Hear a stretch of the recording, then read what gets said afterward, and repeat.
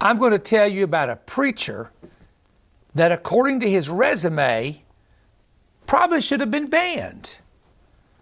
He shouldn't have even been able to preach. And the story was told, and I have told this story maybe once when preaching many years ago, but the story was told in Scrapbook of Radiant Gems. This is a book that my grandfather put together. And again, we don't have any. We're not trying to sell a book because this is the only copy I have. I got to read this to you. Now, allegedly, this happened. So I always like to look in the camera when I read, but because I'm reading from a book, I may look down quite a bit. Here's the story. A church was in need of a pastor. One of the elders was interested in knowing what kind of minister they desired. He therefore wrote a letter as if he had received it from an applicant.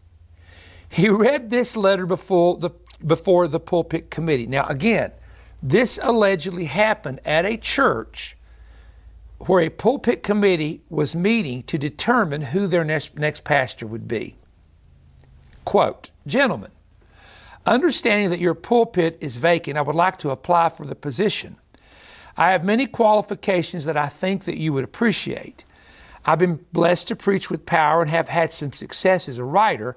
Some say I'm a good organizer. I've been a leader in most places where I've gone in the past. Some folks, however, have some things against me. I'm over 50 years of age. I've never preached in one place for more than 3 years at a time. In some places, I have left towns after my work caused riots and disturbances, and I have to admit that I have been in jail 3 or 4 times, but not because of any real wrongdoing. My health is not too good, though I still get a good deal done. I've had to work at my trade to help pay my way occasionally. The churches I've preached in have been small, though located in several large cities. I've not gotten too well with the religious leaders in different towns where I've preached. In fact, some of them have threatened me, taken me to court, and even attacked me physically. I'm not too good at keeping records. I've been known to forget whom I baptized. However, if you can use me, I'll do my best for you, even if I have to work at my support."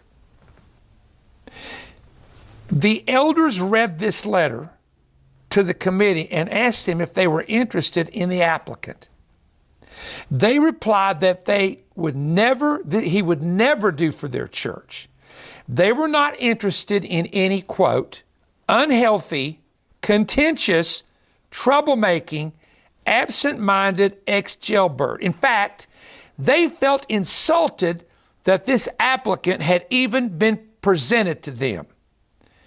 The committee asked the applicant's name, whereupon the elder looked him in the eyes and said, "The Apostle Paul." Enough said. If we judge people by their past, if we judge people by the wrong they did before their conversion, we'd never put him in the pulpit. But here's a guy that was an ex-jailbird, ex-murderer, ex-Pharisee, ex-murderer who converted to the Lord Jesus Christ, having consented to the death of Stephen, and wrote 14 books, we believe, in the New Testament, if you count the book of Hebrews. So you better be careful judging where people have been to determine where they should be going. That's my word for today. Give it a thumbs up